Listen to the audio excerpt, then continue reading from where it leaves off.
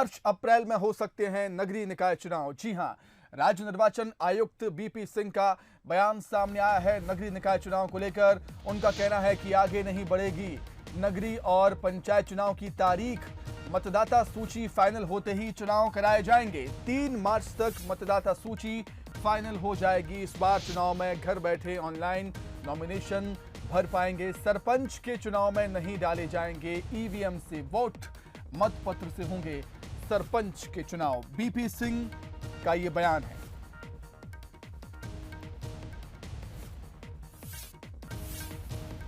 कुछ नया देखते हैं, कुछ चीज़ें हम पहले से कर रहे थे जिसे थोड़ा और आगे बढ़ाएंगे। जैसे इलेक्ट्रॉनिकली भी आदमी अपना नॉमिनेशन भर सकता है, अपने घर में बैठ करके नॉमिनेशन फॉर्म भर सकते हैं। 3 मार्च को हमारी मतदाता सूची फाइनल होगी और हमने इतना तो मंच से बोल दिया है कि मतदाता सूची फाइनल होते ही हम तुरंत चुनाव करेंगे। ईवीएम से ही होंगे? चुनाव ईवीएम से ही होंगे। जो सरपंच का चुनाव है वो मतपत्र से होगा, क्योंकि बहुत बड़ी संख्या है। तो चलिए, इस पर अधिक चर्चा के लिए हम सीधे बातचीत करेंगे हमारे संवाददाता वासु चौरे से। वासु, हम कह सकते हैं कि इंतजार की घड़ियां अब खत्म हुई हैं और अब सब कुछ निर्भर करेगा मतदाता सूची पर। 3 मार्च को मतदाता सूची अगर फाइनल होती है, उसके बाद चुनाव होंगे।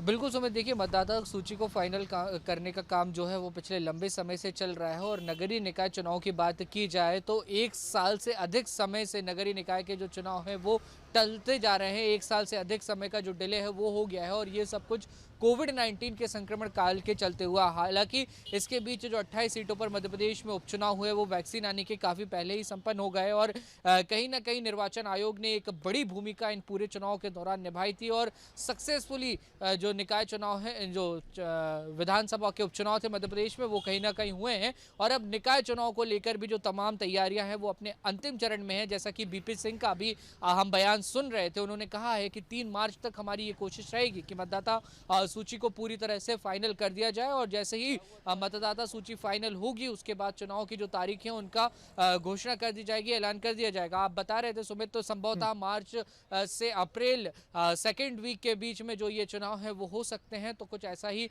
अनुमान है, क्योंकि जो अधिकारी हैं वो इसी बात की ओर संकेत कर रहे हैं कि पहले ही बहुत ज़्यादा लेट हो गया है। हालांकि इस पूरे चुनाव के दौरान, इस पूरी प्रक्रिया के दौरान कोविड-19 की जो तमाम गाइडलाइंस हैं, जो तमाम प्रोटोकॉल है, उनका ध्यान रखा जाएगा और कुछ इनोवेशंस भी देखने को मिलेंगे कि जैसे जो प्रत्याशी हैं वो अपने घर पर ही ऑनलाइन प्लेटफॉर्म्स के जरिए जो है नॉमिनेशन फाइल कर सकेंगे, अपना नॉमिनेशन दे सकेंगे। इसके अलावा जो सरपंचों के चुनाव होना है वो मतपत्र के जरिए होंगे और कांग्रेस भी, जो विपक्षी दल है, वो लगातार ईवीएम पर सवाल खड़ा करते हुए नजर आ रहा था। तो अब सरपंच के चुनाव तो मतपत्र से होने जा रहे हैं, यानी उनकी एक मांग तो पूरी हो गई। हालांकि कांग्रेस का कहना था कि जो नगरीय निकाय अध्यक्ष के चुनाव है, पार्षद के चुनाव है, महापौर के चुनाव है, उनको भी मतपत्र के जरिए कराया जाए, लेकिन वो चुनाव जो है वो ईवीएम से ही होंगे। सिर्फ और सिर्फ सरपंच के लिए जो निर्वाचन होगा वो मतपत्र के जरिए किया जाएगा। अब इसको लेकर जो तैयारियां हैं वो अपने अंतिम चरण में हैं और जैसे ही मतदाता सूची फाइनल होती है तो संभवतः जो तारीख है उनका भी ऐलान हो जाएगा। ठीक है, चलिए वासु, आपका बहुत शुक्रिया तमाम बातचीत के लिए। तो नगरीय निकाय चुनाव की तैयारियां अपने